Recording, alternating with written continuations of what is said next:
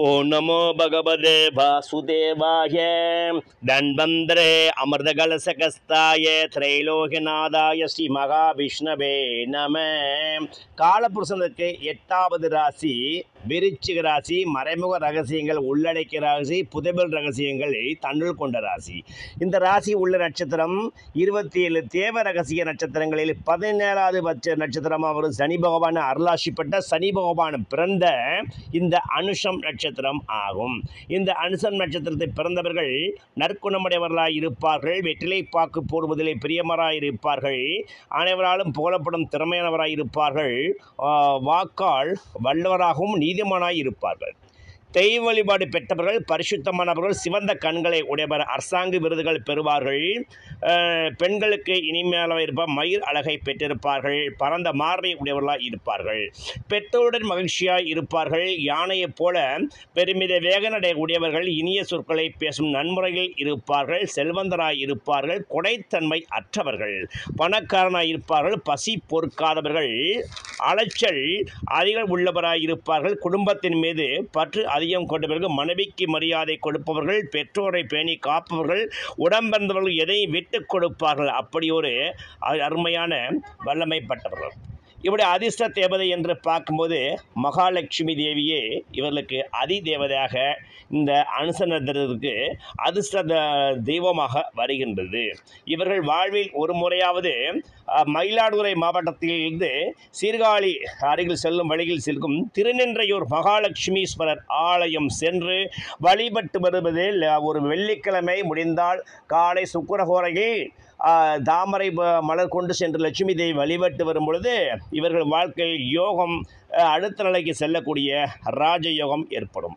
மேலும் கும்பகோணம் அருகில் நாச்சியார் கோயில் பெருமாள் ஆலயம் சென்று அங்குள்ள நாச்சியாரையும் வழிபட்டு வரும் பொழுது இவருக்கு அளவுக்கு அதிகமான செல்வாக்கு யோகம் பெற்றவராய் இருக்கின்றார்கள். இந்த அனுசன் நட்சத்திரத்தில் தான் மகாலட்சுமிக்குரிய தாமரை பூ பிறந்ததாக ஐதீகம் சொல்லுகிறது. காஞ்சி மகா பெரியவர் அவதரித்த நட்சத்திரமும் இந்த அனுசன் நட்சத்திரம் ஆகும்.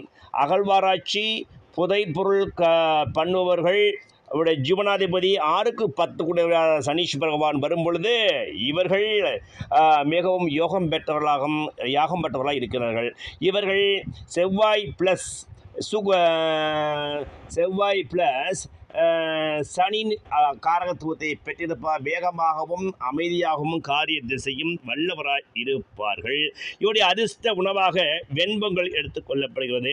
இவர்களை பிறந்த நாளில் வெண்பொங்கல் சாமிக்கு படைத்து இவர் மற்றவருக்கு தானமாக பண்ணும்போது யோகம் கிடைக்கும். நட்சத்திர நாளில் வரும் வெண்பொங்கல் தானம் பண்ணலாம். அதிர்ஷ்ட பூவாக தாமரை பூவும் செம்முல்லை மலரும் இருக்கின்றது. இந்த செம்முல்லை மலரையும் தாமரை பூவையும் செல்கின்ற ஆலயங்களில் சென்று கொடுத்து வரும்பொழுது யோகம் பெருத்தியலாம். இவர் சூருடைய கர்மா என்பதால் இவருடைய குடும்பத்தில் மருத்துவர்கள், அரசியல்வாதிகள் அதிகம் இருப்பார்கள். இவர்களும் அரசியலுக்கு வரக்கூடிய ராஜயோகம் ஏற்படும். இவர்களுடைய யோகம் தந்தையுடைய ஆதரவு கிடைப்பது அவ்வளவு எளிதாக இவருக்கு கிடைப்பதில்லை. அந்த வகையில் இவருடைய அதிர்ஷ்ட விலங்காக பெண் மான் எடுத்துக்கொள்ளப்படுகிறது.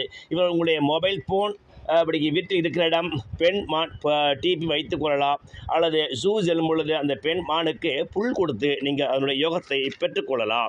மேலும் அதிர்ஷ்ட பறவையாக வானம்பாடி என்ற பறவை உங்களுக்கு இருக்கின்றது. அதை கூகுள் சர்ச் பண்ணி அந்த வானம்பாடி பறவையை நீங்கள் வீட்டில் போட்டோவாக விட்டு வைக்கலாம். உங்களுடைய ஃபோனில் மொபைலில் காரில் வைத்துக்கொள்ளும் பொழுது யோகம் விருத்தியாகும். உங்களுடைய அதிர்ஷ்ட மரமாக மகிழ மரம் இப்பூமியில் இருக்கிறது. இந்த மகிழ மரத்தை வீட்டில் வளர்க்கலாம் அல்லது தொட்டு வணங்கலாம். அல்லது மகிழ மரத்தை இலையை கொண்டு உங்களுக்கு பாக்கெட் பரிசில் வைக்கும் பொழுது யோகம் இன்னும் விருத்தி அடைஞ்சு அடுத்த நிலைக்கு செல்லக்கூடிய ராஜயோக பதவிகளும் ராஜாங்க பதவிகளும் உங்களுக்கு தேடி வரும். மேலும் நீங்கள் மகாலட்சுமி பரிபூர்ண அருள் பெற்றவர் என்பதால் வெள்ளிக்கிழமை வரும் காலங்களில் சுக்கிரஹோரை லட்சுமி தேவியை வழிபட்டு வருவதும் மேலும் ஸ்ரீரங்கம் சென்று லட்சுமி தேவி வழிபட்டு வரும் யோகம் உங்களுக்கு விருத்தடைஞ்சு வாழ்வின் அடுத்த நிலைக்கு செல்லக்கூடிய யோகம் ஏற்படும். நீங்கள் சூரியனின் கர்மா என்பதால் நீங்கள் தினந்தோறும் அதாவது சூரிய நமஸ்கார் செய்வதும் யோகா செய்வதும் யோகத்தை தரும். மேலும் சூரிய ஆதித்ய கிருதியை செய்யலாம், சூரிய நமஸ்காரம் பண்ணலாம். முடிந்தால் வருடம் ஒரு முறை கும்பகோணம் அருகுள்ள ஆடுதுறை சென்று சூரிய பகவான் திருத்தலமான அந்த சூரியனார் கோவில் சென்று காலை 6 to 7 சூரிய கோரைகள் 46 தாமரை மலர்களை வைத்து வழிபட்டு வெண்பட்டு சாத்தி அங்கே உள்ள முதியவர்களுக்கும் ஆடவர்களுக்கும் இளையவர்களுக்கும் கோதுமை தானம் 46 பேருக்கு தானம் செய்து இந்த சுலோகத்தை சொல்லி வரலாம்.